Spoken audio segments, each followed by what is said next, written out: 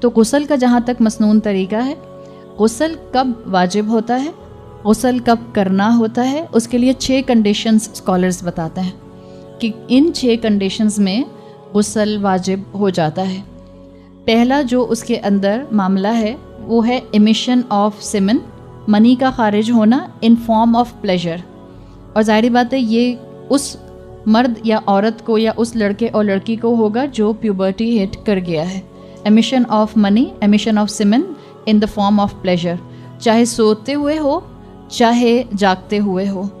اگر wait dream آیا ہے یا سونے کے بعد آپ نے محسوس کیا ہے اور آپ نے کوئی ایسا خواب دیکھا ہے تو آپ پر غسل واجب ہو جائے گا۔ تو ایک غسل کی یہ کنڈیشن ہے۔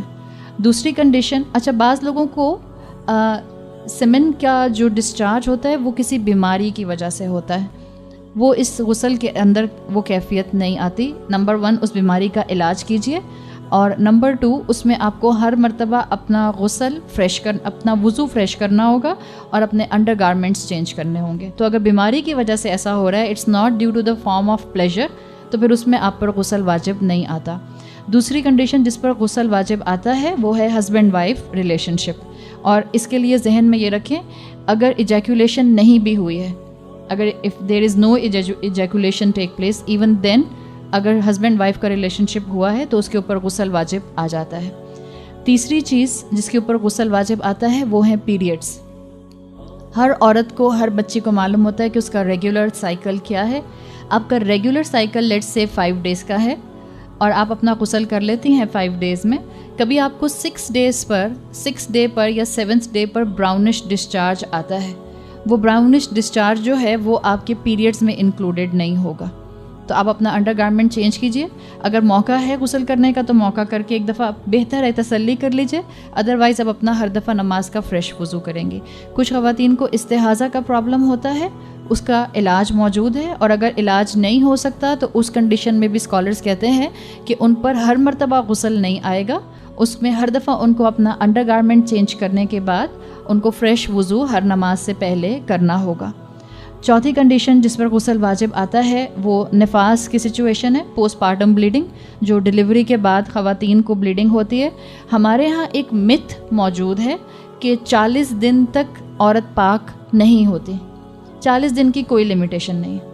ہر عورت کا اپنا سائیکل ہوتا ہے، ہر عورت کا اپنا فزیولوجی کے مطابق جو ہے وہ ریاکشن ہوتا ہے۔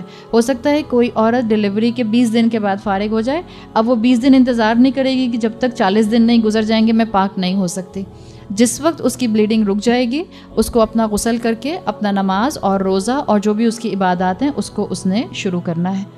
پانچویں چیز جو اس کے اندر آتی ہے وہ آتی ہے، غسل واجب ہوتا ہے مردے کے اوپر، یعنی موت کا موقع ایسا ہوتا ہے جس میں مردے کو غسل دیا جاتا ہے، سوائے شہید کے۔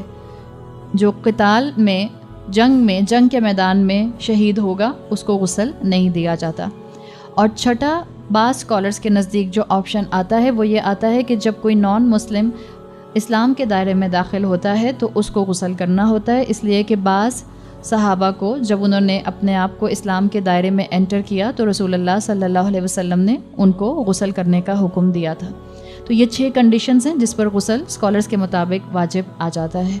غسل کا مسنون طریقہ سمپل، آپ کی پاک ہونے کی نیت ہونا ضروری ہے۔ یہ نہیں کہ آپ بائی دا وے نہا کر آ گئیں اور آپ نے باہر آ کر کہا اچھا چلو میں پاک ہو گئی۔ آپ کی نیت ہونا ضروری ہے کہ آپ نے غسل لیا ہے پاکی حاصل کرنے کے لیے۔ تو پہلی چیز نیت ہے۔ دوسری چیز جو فرض چیز ہے وہ ہے بسم اللہ پڑھنا، 3 بار ہاتھ دھونا اور ہاتھ کلائی تک اپنے پورے دھونا۔ چوتھی چیز ہے اپنے پرائیویٹ پارٹس کو واش کرنا۔ پانچویں چیز اس کے اندر، اور پرائیویٹ پارٹس کو واش کرنا جس کو آپ استنجا کرنا کہتے ہیں، پراپرلی واش کرنا۔ پانچویں چیز جو اس کے غسل کے فرائض میں آتی ہے وہ ہے وضو کرنا، اور بالکل ویسا وضو کرنا جیسا وضو نماز میں کیا جاتا ہے، یعنی آپ کلی سے شروع کر کے پیروں تک پورا وضو آرڈر میں فالو کریں گی۔ یہ بھی آپ نے غسل شروع نہیں کیا، اس سے پہلے آپ سے سارے کام کر رہی ہیں، یہ سنت کا مسنون آرڈر ہے۔ اس کے بعد ہاتھ گیلے کر کے 3 بار کانوں میں اپنے لے کر جانا، یہ ایڈیشنل آپ کو بعض احادیث کے اندر یہ حکم ملتا ہے، ٹھیک۔ اور 7واں سٹیپ ہے سر کے بالوں کی جڑوں کو گیلا کرنا۔ اب کیونکہ اگر آپ مثال کے طور پہ شاور کے نیچے کھڑی ہیں تو آٹومیٹیکلی آپ کے سر کے بال گیلے ہو رہے ہوتے ہیں، پھر بھی آپ اپنے سر کے بالوں کی جڑوں کو ہاتھوں کے ساتھ، انگلیوں کے ساتھ اس کا خلال کر سکتی ہیں. اور یہ پوائنٹ اس لیے بھی کہا جاتا ہے کہ عرب کے اندر خواتین جو ہوتی تھیں وہ اپنے بالوں کو، بریڈز کو بنایا کرتی تھیں، چھوٹی چھوٹی بریڈز، جیسے افریقن خواتین نہیں بناتی بریڈز، تو اگر ان کی بریڈز بنی ہوئی ہیں بالوں کی اور بال بہت لمبے ہیں تو اس میں ان کو اجازت ہے کہ وہ پورے بال نہ کھولیں بلکہ ان کی روٹس جو ہیں وہ گیلی ہو جائیں.